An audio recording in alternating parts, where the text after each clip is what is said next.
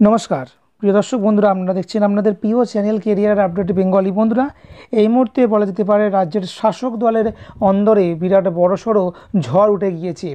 তো লোকসভা ভোট চলছে, দফায় দফায় লোকসভা ভোট হচ্ছে, রাজ্যের বিভিন্ন জেলা জুড়ে ভোট হচ্ছে। তো এরই মাঝে আপনারা জানেন যে চাকরি যে লিস্ট অর্থাৎ নিয়োগ দুর্নীতি নিয়ে ইতিমধ্যেই 26,000-এর যে প্যানেল বাতিল করা হয়েছে, তাতে এমনিতেই চাপে রয়েছে শাসক দল।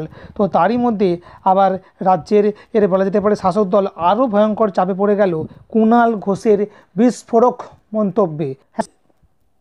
রাজ্যের যে শাসক দল তাকে তার পদ থেকে সাসপেন্ড করে দিয়েছে বা তার পদ থেকে তাকে সরিয়ে দিয়েছে, অর্থাৎ সর্বভারতীয় যে পদে তিনি ছিলেন, অর্থাৎ বলা যেতে পারে যে তৃণমূলের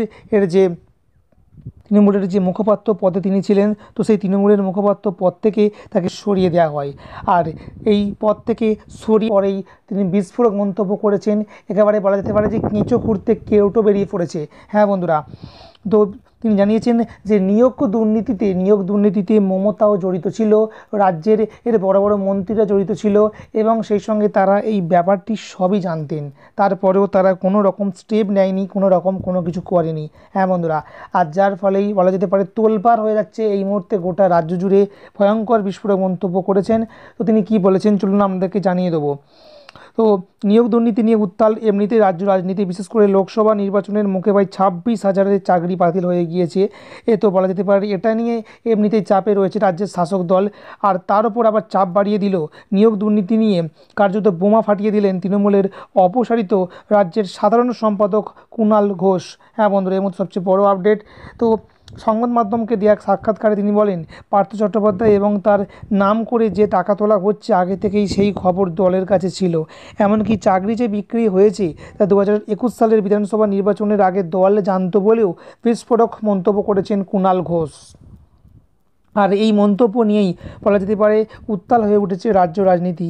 কেন তা এতদিন পরে মন্তব্য করলেন, তো সেই প্রশ্ন উঠতে শুরু করে দিয়েছে। তো বন্ধুরা, আপনারা জানেন যে কুণাল ঘোষ এতদিন পর্যন্ত তৃণমূলের যে রাজ্য সাধারণ সম্পাদকের পদে ছিলেন এবং তিনি বলা যেতে পারে যে তৃণমূলের নানান ধরনের কার্যকলাপের কথা তিনি সামনে এসে বলতেন। তো তাকে সেই পদ থেকে সরিয়ে দেওয়া হয়, আর যার পরেই তিনি একেবারে বিস্ফোরক মন্তব্য করেছেন। আর যে মন্তব্য ঘিরে বলা যেতে পারে রাজ্য রাজনীতিতে তোলপাড় হয়ে গিয়েছে।